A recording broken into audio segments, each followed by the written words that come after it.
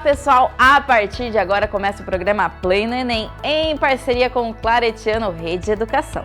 Um programa feito especialmente para quem quer se preparar para as provas do Enem e ingressar em uma universidade.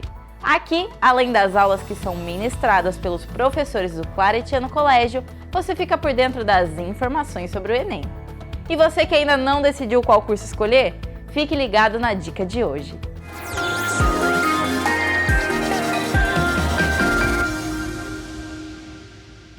Oi, eu sou a Rayane e estou aqui para dar uma dica para vocês que quer cursar Ciências Contábeis. E agora aqui do meu lado está o professor Emerson, coordenador do curso. Professor, você poderia falar um pouquinho sobre o curso? O curso de Ciências Contábeis é um curso bacharelado de 4 anos, que a instituição ela oferece. Nesse curso os alunos terão uma experiência bem prática, onde eles estarão aprendendo além da teoria, mas estarão aprendendo também um pouquinho da prática que acontece no dia a dia nas empresas. E sobre o mercado de trabalho, professor? A última pesquisa que teve aqui na cidade de Rio Claro, na região, um dos profissionais mais procurados é o profissional da área contábil, devido a regras tributárias que têm sido aumentado cada dia, processo que tem que ser desenvolvido, área de controladoria, área de custo, área financeira. E esse profissional está muito requisitado, estamos com falta desse profissional no mercado. E você que está aí buscando uma oportunidade de trabalho, procure o Claretiano, venha fazer esse curso com a gente, venha se preparar para ser um diferencial no mercado. Bacana, muito obrigada, professor. Bom, ficou interessado? Quer saber mais? Acesse o site do Claretiano.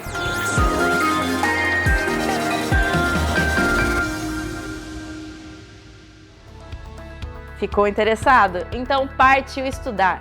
E a aula de hoje é Biologia, Imunização com o professor Eduardo Feltran Barbier.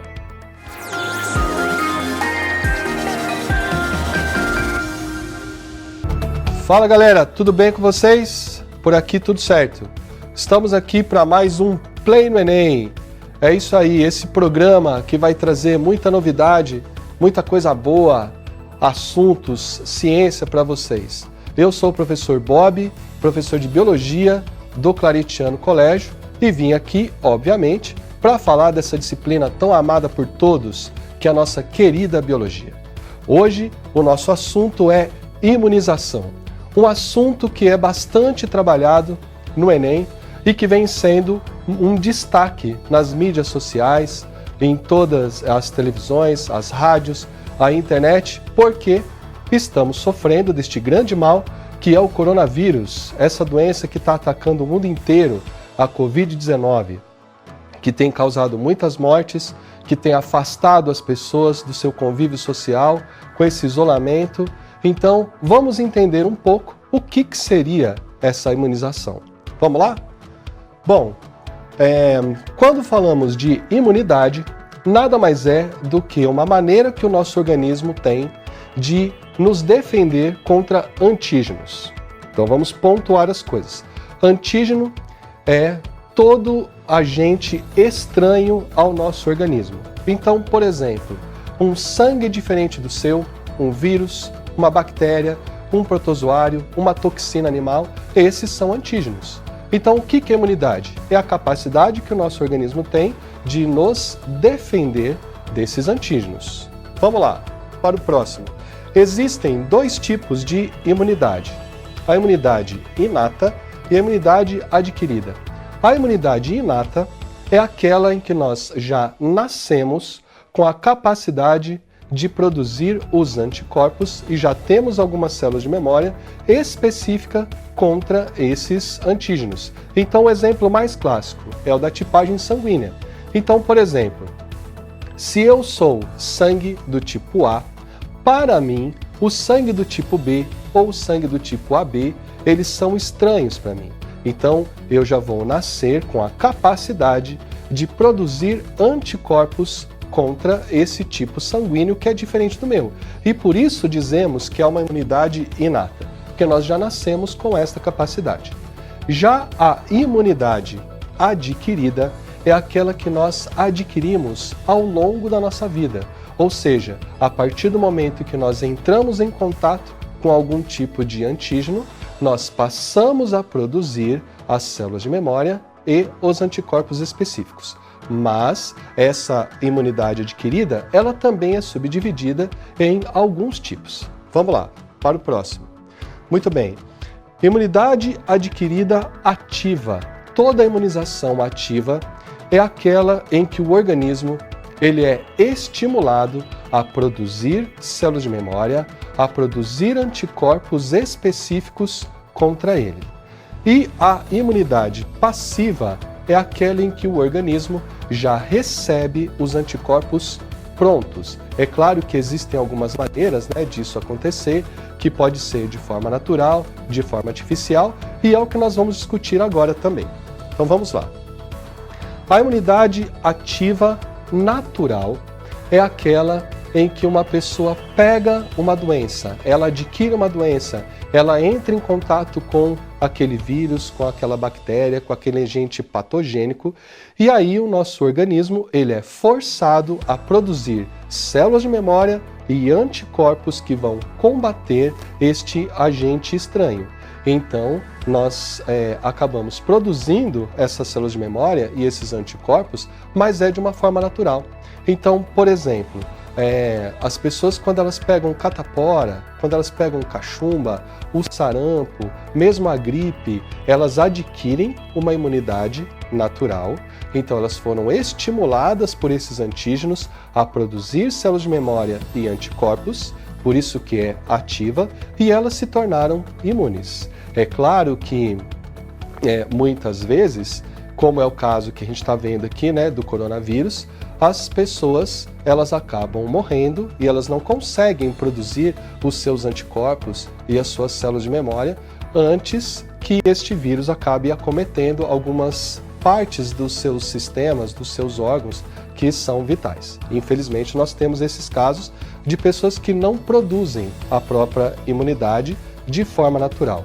E para isso é que nós temos a imunização adquirida ativa artificial, que seria uma forma preventiva, que são as vacinas, que daqui a pouco eu vou conversar com vocês, por ser um assunto bastante frequente hoje em dia, que é aquilo que todos nós estamos esperando, uma vacina que vai nos livrar dessa Covid-19, que vai nos livrar deste coronavírus.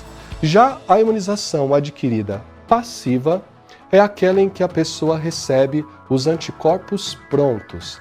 Esses anticorpos prontos, eles podem ser passados de forma natural de um indivíduo para o outro, ou pode ser uma imunização passiva artificial, que é quando a pessoa recebe esses anticorpos prontos também, mas que foram produzidos em laboratório, foram produzidos experimentalmente.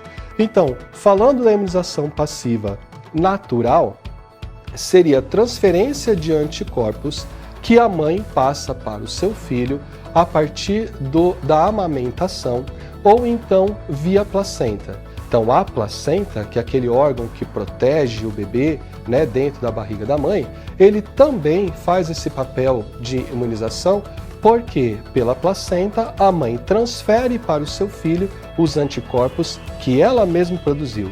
Da mesma maneira que a mãe transfere para os seus filhos esses anticorpos prontos pela amamentação. Então olha aí a importância da amamentação, dessas crianças, desses bebês, pelo menos aí até 1 ano de idade, que é para proteger essa criança que tem o seu sistema imune muito deficiente, ainda muito prematuro. Vamos lá então, galera, para o próximo slide. Agora nós vamos falar de vacina, que é essa forma de imunização ativa artificial, que é uma medida preventiva contra vários tipos de doenças. Então, o que seria uma vacina? Vamos lá.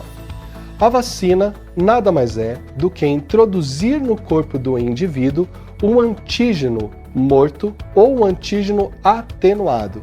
Então, o que é isso? Eu posso inserir no corpo de uma pessoa um vírus morto ou um vírus atenuado, uma bactéria viva, morta ou então uma bactéria atenuada. Eu posso inserir alguma proteína da cápsula de um vírus. Eu posso introduzir até um pedaço do material genético deste vírus E aí o nosso corpo, durante algum período, durante uns 10 a 15 dias, ele vai produzir células de memória e anticorpos específicos para combater essa partícula viral, para combater esse antígeno que foi introduzido no nosso corpo. Porém, como ele vai estar morto ou atenuado, ele não tem a capacidade de causar a doença em nós. Por isso que falamos que a vacina é uma medida preventiva. Não adianta nada a pessoa estar com catapora e tomar a vacina da catapora. Ela tem que tomar antes de pegar a doença. E é exatamente isso que o mundo está correndo atrás. Hoje, nós temos no mundo 34 vacinas contra o coronavírus que estão sendo testadas, produzidas no mundo inteiro. E por que não é uma coisa assim tão simples de se fazer? Porque existem vários tipos de testes. Tem sequências que devem ser seguidas para que essa vacina tenha uma segurança. E o que é pior, nós não sabemos, mesmo essas vacinas que estão sendo testadas, qual é o grau de eficiência delas. Ou seja, por quanto tempo ela vai promover essa imunização? Por quanto tempo a pessoa fica imune ao vírus? Vamos ver essa vacina aí de Oxford, né, que está sendo tão falada, vacinas da Rússia, vacinas dos Estados Unidos, mesmo aqui do Brasil, elas têm um período de teste que é muito pequeno. Imagina que uma vacina ela tem apenas 4 meses de testes. Ela foi aplicada, foi verificado que ela causou imunização, mas quantos % que ela foi eficaz? 90%, 98%, 95%? Quais são os efeitos colaterais que elas podem trazer para as pessoas que tomaram essa vacina? E por último, por quanto tempo ela vai manter a pessoa imune? Então, será que se eu tomar uma vacina contra o coronavírus, eu vou ficar protegido só por 6 meses? E depois de 6 meses eu vou ter que tomar outra vacina? Então, por isso, galera, que fazer uma vacina não é uma coisa assim tão simples. E é algo que a gente tem que tomar muito cuidado e ter certeza do que estamos fazendo, porque a gente está mexendo com vidas humanas, ok? Mas vamos pensar de forma positiva de que logo teremos essa vacina aí no mercado. Aqui no Brasil, nós temos uma vacina sendo produzida pelo Instituto Butantan, que ela está mostrando bastante promissora, com alto grau de imunização, 98%, 99% de imunização, e alguns dos seus resultados vão sair agora no começo de outubro. Então, vamos torcer para que dê tudo certo. Bom, e agora, falando sobre a imunização adquirida, a passiva artificial, nós temos o soro terapêutico. O soro já é uma imunização passiva porque a pessoa recebe os anticorpos prontos. Mas esses anticorpos prontos, pelo fato de ser imunização artificial, é porque ela foi produzida experimentalmente, ela foi produzida em um laboratório. Então o mais comum é nós falarmos de soro antiveneno, que é o antiapílico, que é contra o veneno de abelha, o antiofídico, que é contra veneno de cobra, antiaracnídico de aranha, antiescorpiônico, mas tem o antiesculopêndrico, que é contra a lacraia, tem de veneno de sapo e assim por diante. Então, o que seria isso? Se uma pessoa entra em contato com este veneno ele é tão forte que muitas vezes ele leva a pessoa à morte e ela não consegue ter este período para produzir as células de memória e os anticorpos específicos contra eles. Portanto, a pessoa tem que ser curada. E como que ela vai ser curada? Recebendo o anticorpo, que é o antiveneno. Tá, mas então onde é que foi produzido este anticorpo? Onde foi produzido este antiveneno? É o que nós vemos, o que o Instituto Butantan e outros institutos aqui no Brasil também fazem, que é produzir esses anticorpos em animais de grande porte, como os cavalos. Então, para o cavalo, é uma imunização ativa, ou seja, uma pequena dose do veneno, ela é introduzida no cavalo, e este cavalo ele vai produzir células de memória e vai produzir anticorpos específicos contra este veneno, contra este antígeno. Então, o homem retira o sangue deste cavalo, separa do seu plasma sanguíneo os anticorpos e devolve as células sanguíneas para o próprio cavalo. E esses anticorpos que foram separados, selecionados no laboratório, é que formam este soro antiveneno. Portanto, é algo que é curativo, ok? Pessoal, então essa foi a nossa aula de imunização. Espero que vocês tenham gostado, espero que vocês tenham aprendido, se lembrado, fixado. Lembra, este é um assunto bastante cobrado e ele está em alta, ok? Esse foi o nosso Play no Enem, daqui da Biologia, aula de imunização. Um grande abraço, até a próxima. Mais uma dica para vocês: comecem a prova pelas questões mais fáceis. Bom, por hoje é só, pessoal, e amanhã tem mais.